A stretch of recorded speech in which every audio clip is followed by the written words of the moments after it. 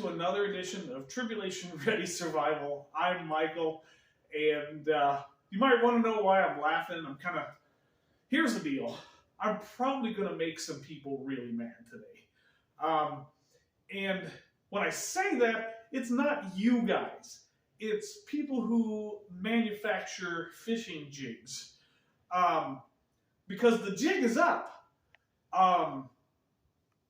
There is a way, and I'm going to show you. I have never seen anyone, I've done a lot of research on this. I've never seen anyone do this before. This may be groundbreaking, and it's cheap for you to be able to make your own fishing jigs. Now, this is something that I've been working on for the last month or so, and right now it's literally like 25 degrees outside. It's cold. But this is perfect fishing weather. I fish all year round. If you don't, you should, because the fish are still active. They're just not as active, depending on what you're fishing for. In my area, bluegill, crappie, and they stock some stuff in a pond over here for trout, but we're not talking about trout. I'm talking about panfish, including sunfish. Those are the fish that I'm talking about today. This is going to set some people on fire because they're mad. They're going to get really angry with what I'm about to say. So I have found a way to make winter fishing jigs, including what are known as banana-style jigs, or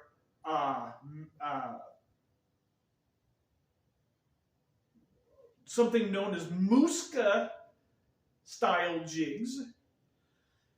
These are small jigs with round heads that basically you can use to fish in the winter when the fish aren't biting the big rubber worms and whatever. You can fish really small lures, and they're not going to eat big meals. They want just little snacks, basically, and that's what they eat during the winter, is just little small. And I fish wax worms. Okay, I'll put wax worms on these. I'll put on crappie bites or nibbles or whatever you want to call them. These are just small jigs.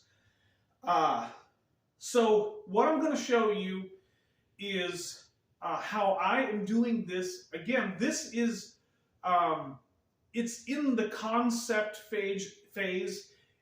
I have done it. I am still working on my ability to make these. I am not an artist. I didn't stay in an expensive motel last night, and so understand that the things that I make, even in my garage, if you've watched my last video or videos before that, I make things functional. I don't have the ability to make myself beautiful things. I don't do all the fine details. I make stuff that works. So, here's what I'm going to do. On the next page, I'm going to put up a list of what you're going to need to do this project. And I guarantee you, you're going to pay $2 or $3 for one of these lures, one of these jigs, at the store or online, and I'm going to cut it down to about 40 cents.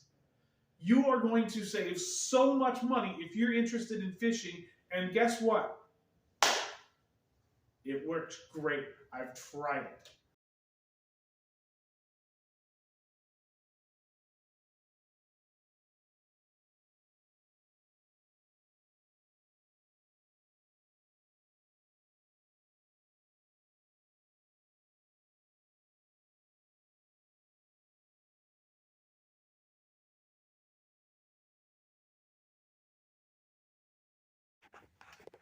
Okay, so let's go over to my newly remodified workbench here. So what I have here is a plastic tub that I use only for this. As you noticed here, I've marked it so I don't get it confused with anything else. This is just some water. I've taken an old 2x4 and part of a clothes hanger, drilled a hole here, bent it, and this is going to be my drying rod. This is the place where I'm going to hang the jigs after I make them so they can sit there and dry. Now, today I will be using all-purpose size 4 jigs. Now I will tell you that I'm going to be working on size 6 or 8 jigs, some smaller jigs than this. But for proof of concept, that's what I was using, and this is what I've got. So you can use whatever size you want, big or small. I'm going to start making some smaller ones. Now, this is a paper plate, which I've been working and making these things on. It's just to keep this stuff from getting messy. You're also going to want a pair of rubber gloves, depending on, what your preference is. Now, I'm going to show you how I do this, because I'm not going to follow the manufacturer's instructions, because I just can't. It's not possible. But here is what I'm going to show you we're going to make. Now, these are painted. I've painted them with some fingernail polish, some really high quality stuff. But we're going to be making jigs like this. This is basically a banana style jig, and I've got some Musca style jigs here. So this is like a banana style jig. This is a Musca style jig. These are offset hooks. So being an offset hook, that means that it has that little bend there. It's your choice, your preference of what you want to fish. I am not going to, these are all concept ones, the ones I made all these, not these ones here. But I've made all of these, and I'm using them. But they're the concept ones. I don't think I'm going to use offset hooks anymore. But we have 2 different sizes here. We have 2 different sizes here. These are the number 2s, and these are the number 4s. And I'm going to go down to a 6, I think, and try those. But this is what you're going to end up with, is a really, really, let's see if we can come up with it. This is what you're going to end up with, is a really beautiful finished jig. And it's not perfect. It's not like something you would buy in the store because it's been all computerized and whatever. This will get you fish. That's what it will do. And it's fun to do. It's a great little project to do while you're inside in the winter. And it doesn't take very long. So, again, this is what we're going to do. And just so you know, all of these jigs, all of these plus a few, there's some green ones in there, a few more that I've been using. You can notice that there's some empty spaces in here. I've been using these and fishing and catching lots of fish with them.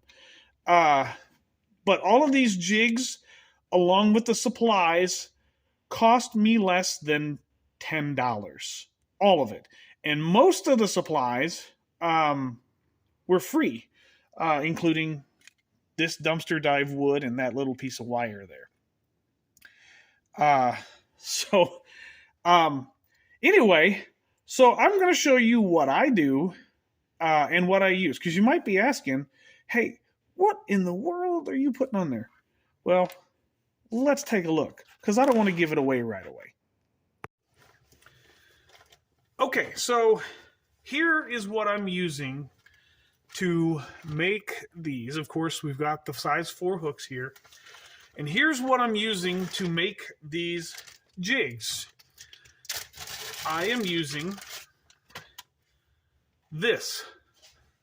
This is JB Weld, water weld, and it is specially formulated to use on things like boats, water pipes. So when this is dry, you can use it on potable water or drinkable water. So basically, this doesn't give off any chemicals or anything like that. It's not supposed to when it's dry. When it's wet, yeah, it's got some stuff in there, so you may want to use your gloves. That's what the gloves are for. Now, this is what I'm using. It has a 10-minute working time. So basically what this is a putty with a hardener that's on the inside of it, and as soon as you mold it and mold it and mold it into a consistent color, so it'll be kind of an off-white color, since the hardener is gray, it'll be a little bit off-white. You can mold this and work with it for about 10 minutes. Now, it's cold outside here, so the drying time, not the drying time, the setup time, the 10-minute working time is probably going to be a little bit less because it's already cold. This has been in my pocket, and it's going to go there for just a few more minutes while we talk about this. But let's talk about painting the jigs real quick. The reason I'm using the white color is because with my research, if you use gray or any other color, it does not work well when you are trying to paint it. You need to use this color. Now, there are other brands out there. I'm just going to tell you this is the one I'm using. It's a marine grade epoxy. All right. So, while I'm making this project, I will be using the gloves for molding it to a ball and getting the hardener and the putty itself mixed up. But I will not be using it when it comes to actually putting the putty on the hook. And the reason is because the gloves get to be, even with water, they get to be even too sticky and too tacky because this will set up underwater. The instructions say that you should not be molding this with your bare hands. Hey, you do what you're going to do. I'm going to do what I'm going to do. I'm just going to say that the result of the jig is better when I use my bare hands. Not only that, when this stuff is dry after about 24 hours, it is also sandable. So if you want to take a file to it or a piece of sandpaper and shape it back, make it look a little more pretty, you can absolutely do that. I have done it, and it works well. Again, mind the dust, but it is sandable. So anyway, I am going to go ahead and get started on this. I'm going to adjust the camera for a little bit, and we're going to get started on making some jigs. Okay, so here we go. And I'll just let you know, this tube was completely all the way out to here, and I have made almost 50 jigs just out of what was in this one package, and I'm still going. Now, we'll open it up and we'll see that there's some hardener in there. That's the gray stuff, and then there's the white putty. And this is really, really sticky. So to get this going, let's get it out of there. This is all that I'm going to use. This is the last bit of this tube, so I'll have to go get some more. See how sticky this stuff is? Get a little bit wet. Again, this stuff hardens underwater. You can get it a little bit wet, and it helps a little bit, but this is why I don't work when I'm working with this and making it. This is why I don't use gloves. It's too cumbersome. So I'm going to get this all mixed up in there into a consistent color. It's going to be kind of an off-white. The putty itself was bright white, and once you can see that the hardener is nice and mixed in there, just kind of mix it in a ball and keep going for a minute or two. Now this is all, mind you, this whole 10-minute working time, which is what it has, this is included, so you don't have much time. I would say that if you're going to make these jigs, use a smaller amount of putty, but for demonstration purposes for this video, this whole tube of JB Weld water weld stuff, this thing was like $6, okay? It's super cheap. Find it at your big box store or Tractor Supply store or whatever, but it's cheap. And so this is the last bit I have for this tube, and we're just going to go ahead and use it. So I've molded it for about a minute or so, put it in a ball. Now, this is where my gloves come off. The gloves are coming off. The gloves have to come off. Now, I'm going to pull my hook out. Probably should have had some out already. So we got my hooks. We got these hooks out. And all I'm going to do is I'm going to get my fingers wet with my water. Everything that's going to touch this has got to be wet or it's going to stick. And it sticks really, really good. The only way that I've found to get it off once it gets on your skin and it starts sticking is to use some fingernail polish remover, the good stuff. All right, so get this in here. I'm going to mold it into the size I want. Now, it's very deceiving. You don't want to put a giant ball like this. It's very deceiving how much putty you actually need. I probably need a third of that. Again, 10-minute working time, and I can already start to feel that it's just stiffening up just a little bit. And you can feel it as you're working. Okay, so I'm going to roll this up into the shape. Now, I'm going to make this into kind of like a banana-style jig. So what I'm going to do is, and you can use a pair of pliers or a pair of hemostats or something. Be careful. I have barbs on the back here, which helps these stick a little bit better. Still too much putty. Still too much putty. Which is great. And so what I'm going to do, you can use a pair of pliers or whatever. Hemostats work great. But basically what I'm going to do is I'm going to work this on here and around. Now, this is a trick. This is something that you have to figure out, and you cannot roll it. You can't roll it in your fingers like this. You have to pat it, kind of press it into place and the general shape that you want. And once you do that, you get it into the shape that you like. I kind of like that shape. Let's bring that up here a little bit more. If we can focus in on that.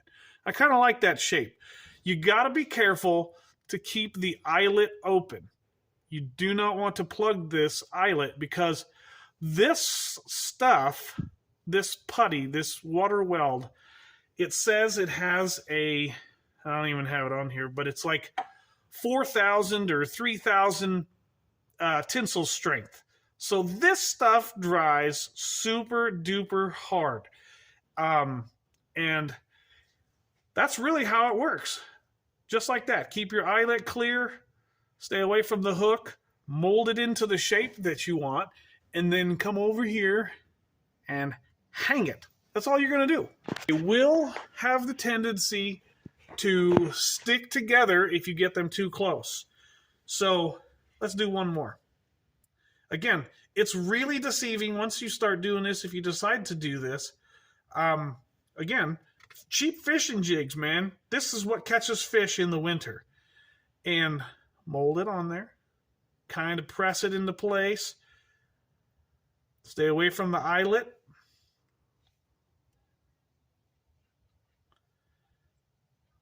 Again, if you make a mistake on this, you can pull it off. But remember, it's also, once it's hard, it's sandable. So you can sand off any little imperfections that you don't like or shape it into, a color. And if you're going to sand it, use a little small piece of sandpaper, or even better is like a fingernail emery board. And so here we go. In that amount of time, I've made another fishing jig, and I'm going to paint these with a high color. For me, I'm just using a really high quality fingernail nail paint, and I'm going from there. You can spend more money on some higher quality paint, but these have seemed to last pretty good, and they've passed the pliers test. I've had to pull a lot of times, especially in winter, you'll have to pull a jig out of the the mouth or the throat of a fish, and you can get a good, once these are dry, you can get a good set of pliers on these. Again, they're 4,300-ish PSI. It's really, really hard. Not that you can't smash it with a hammer, but it's durable, so durable. To make these, you can put pliers on it. All right, so I really hope you've enjoyed this video. This is a video, yes, it's survival related, because in these days and age, when people need to go fishing and catch fish, I don't have the ability to go to the store and spend $3, $5, $6, $10 for a whole bunch of jigs or lures, or have someone custom tie some stuff. And when I want to catch some fish, I spend like $7, and I've got myself 50 plus jigs that I can go catch a whole bunch of fish with. And yes, that is absolutely, there's no doubt that this is a great survival project, in my opinion. And I hope that you enjoy it. Now, one last disclaimer. This fishing lure that we are making in this project is lead free. Has no lead in it. So the environmentally happy, healthy people kind of thing, those people aren't going to have a problem with this. Number 2, it's cheap.